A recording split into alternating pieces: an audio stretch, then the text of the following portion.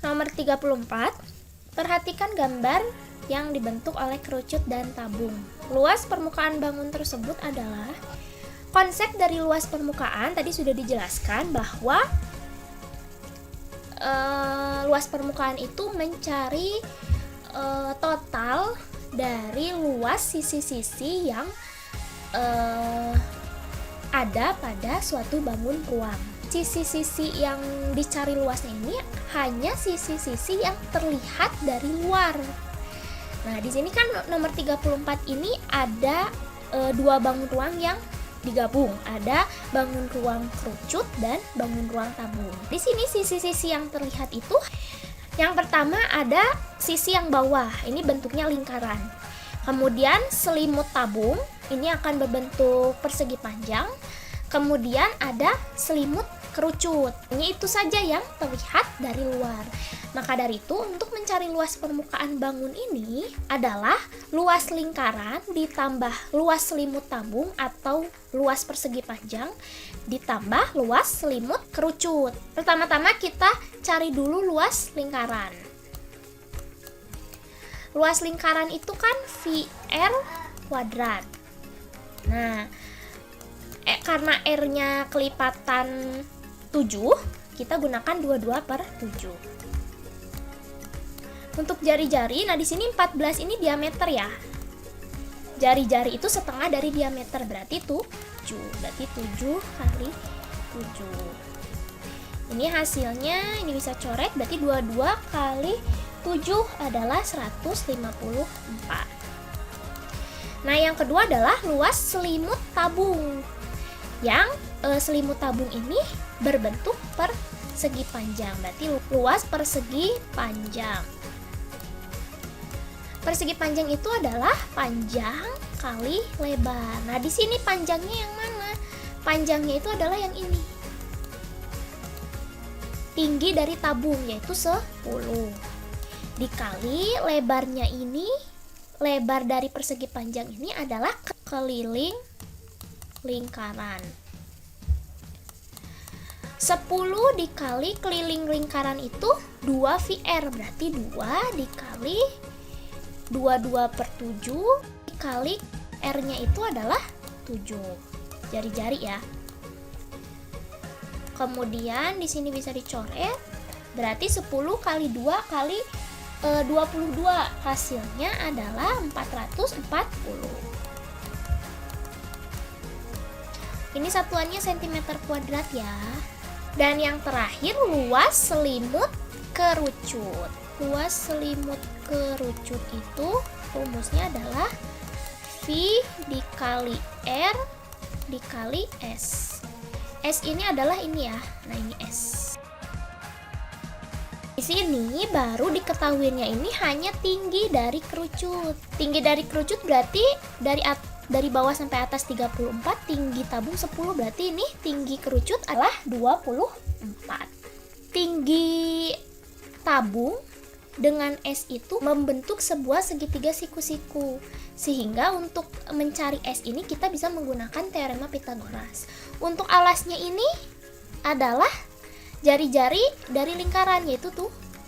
Berarti untuk mencari S adalah S sama dengan akar dari 24 kuadrat ditambah 7 kuadrat.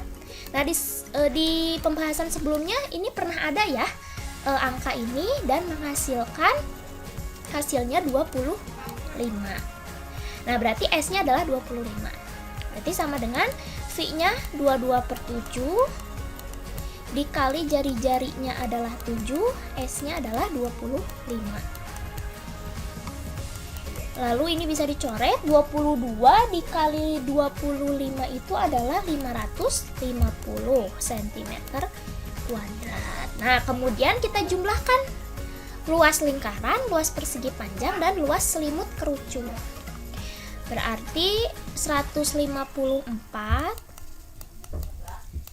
ditambah 440 ditambah 550. Hasilnya adalah ini 4, ini 14, berarti 9, 11 ya. Berarti hasilnya 1144 cm kuadrat. Jadi jawabannya yang ini. Nomor 35. Volume bola di bawah ini adalah 80 cm kubik.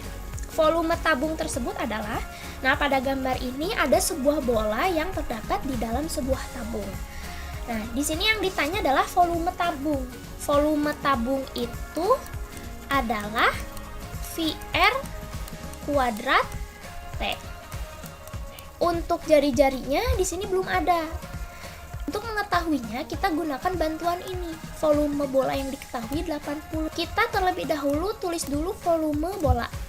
Volume bola itu adalah 4/3 VR pangkat 3. Volume bola sudah ada diketahui 80, kemudian 4/3 V. V-nya tetap dulu gunakan V-nya aja, tidak usah dimasukkan 3,14 atau 22/7-nya. Kemudian dikali R pangkat 3. Kita kan mau mencari jari-jari, berarti di sini R pangkat 3 ini jadi 80 dibagi 4V/3. Kemudian 80 dikali 3/4V sama dengan R pangkat 3. Bisa dicoret. Ini 1, ini 80 dibagi 4 itu adalah 20. Berarti 20 kali 3, 60/V sama dengan R pangkat 3. Berarti R adalah akar pangkat 3 dari 60/V. Jari-jarinya sudah ada. Kita lihat untuk tinggi dari tabung. Tinggi tabung itu dari sini sampai sini. Berarti terlihat bahwa tinggi tabung itu adalah 2 kali jari-jari bola. Karena dari sini sampai sini adalah jari-jari, ini sampai sini jari-jari. Berarti 2 kali jari-jari bola.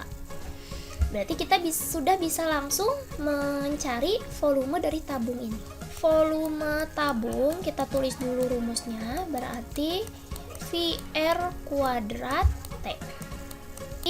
V dikali R-nya tadi ini ya,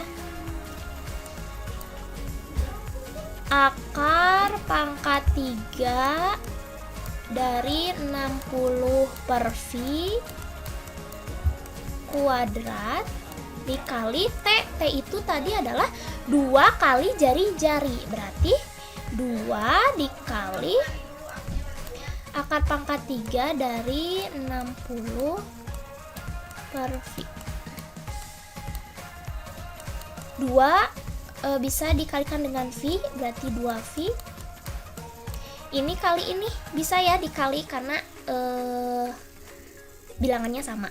Berarti tinggal pangkatnya dijumlahkan. Ini pangkatnya 2, ini pangkatnya 1. Berarti jadi akar pangkat 3 dari 60/V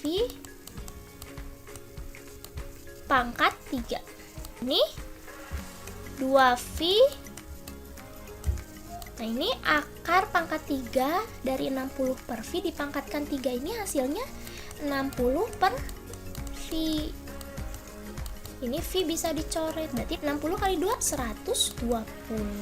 Jadi volume dari tabung adalah 120 cm kubik. Berarti jawabannya yang ini.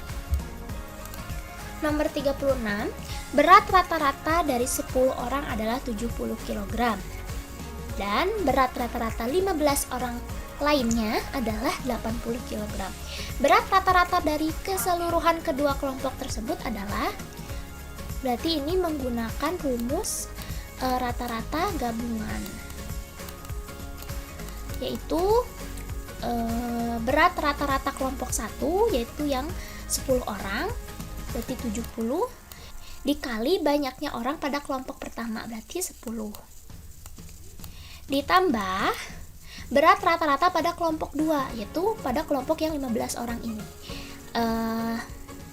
yaitu 80 kg, dikali banyaknya orang untuk kelompok 2, yaitu 15, dibagi banyak orang keseluruhan, berarti 10 ditambah 15. 70 dikali 10 700 ditambah 80 kali 15 itu adalah 1200 dibagi 10 tambah 15 25. Berarti ini ditambah jadi 1900 dibagi 25 dan hasilnya adalah 76. Jadi berat rata-rata dari keseluruhan kedua kelompok tersebut adalah 76 kg.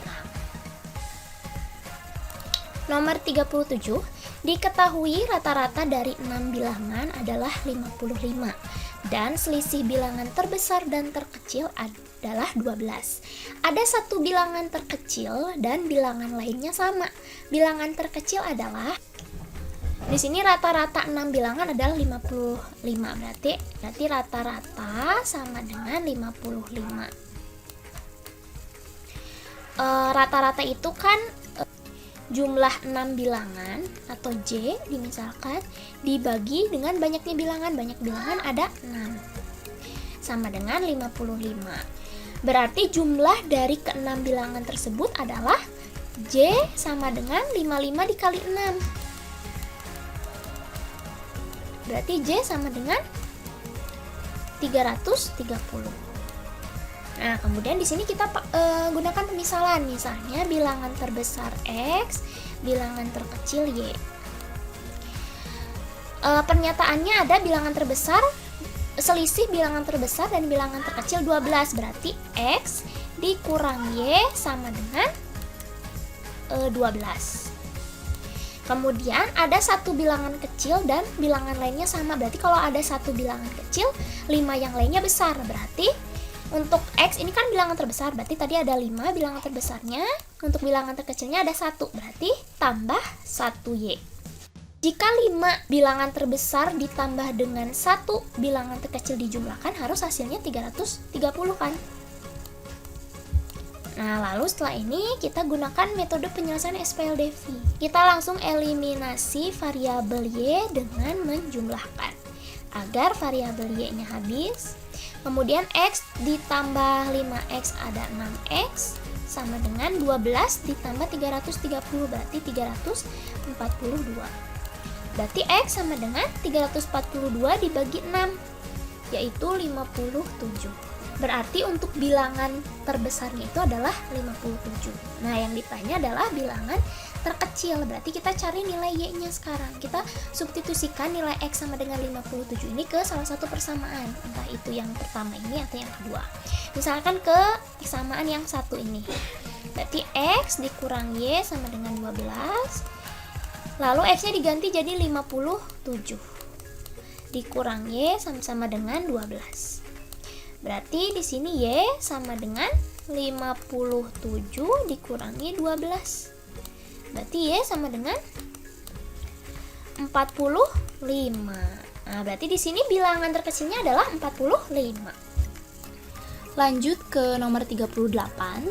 Diagram berikut menunjukkan perolehan suara dalam pemilihan kepala daerah.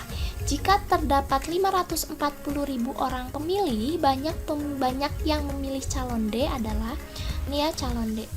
Calon A, B, dan C sudah ada ukuran sudutnya, tapi calon D belum ada.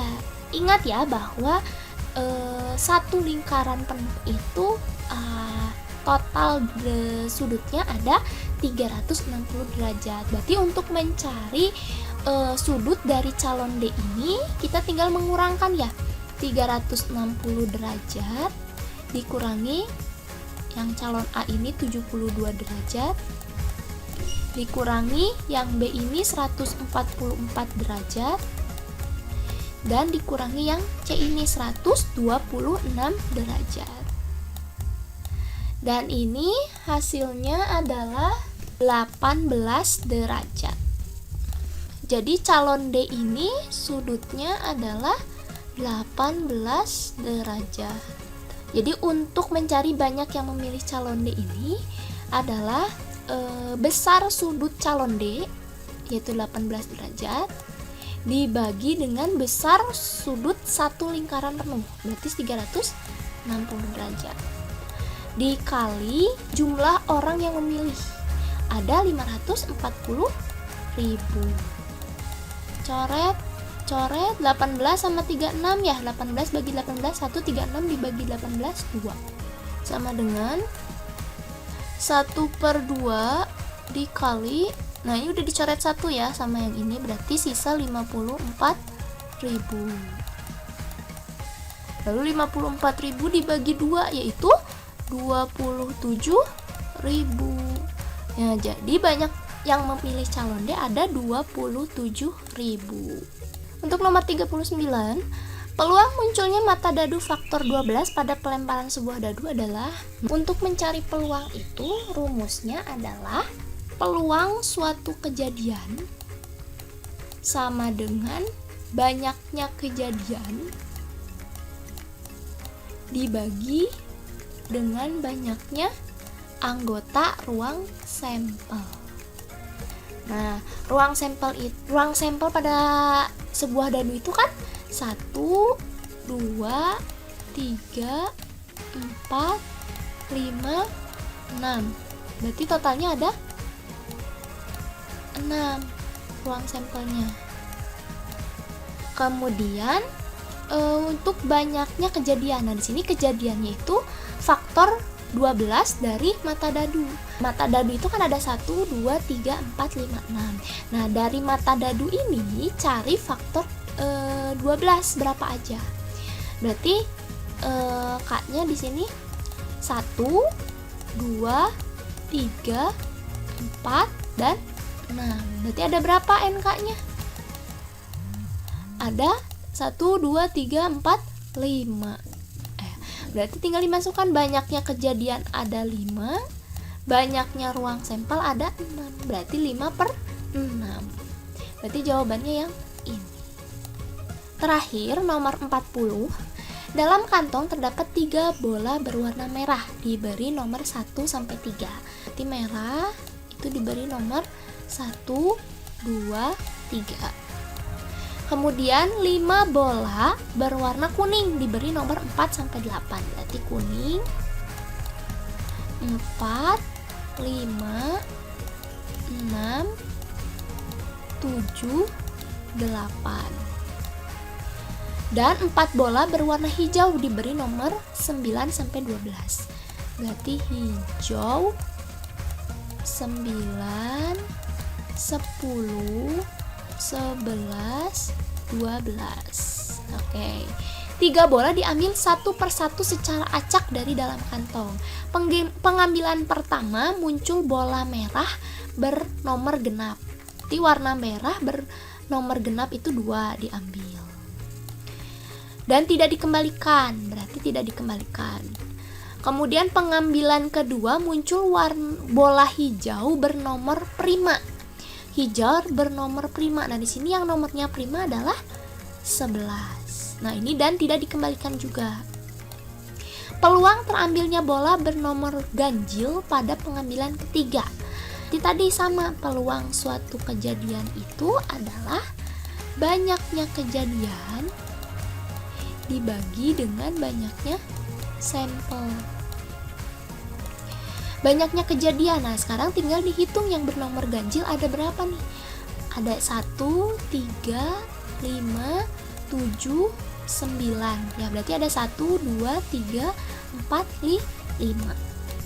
Banyaknya ruang sampel. Nah, ruang sampel di sini ada 12. Tetapi tadi yang ketika pengambilan 1, pengambilan 2 tidak dikembalikan. Berarti dikurangi 2.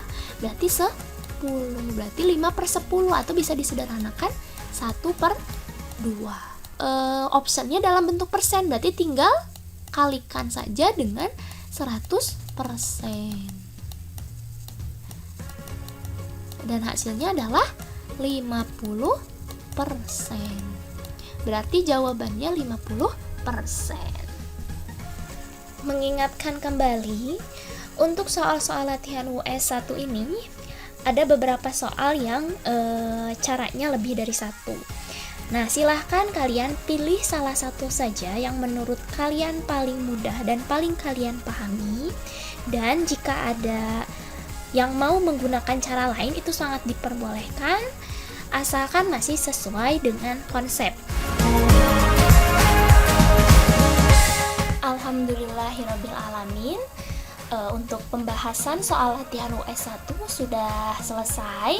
Semoga video ini bisa bermanfaat untuk kalian dan khususnya bisa membantu kalian dalam menghadapi pakar US nanti. Terima kasih. Wassalamualaikum warahmatullahi wabarakatuh.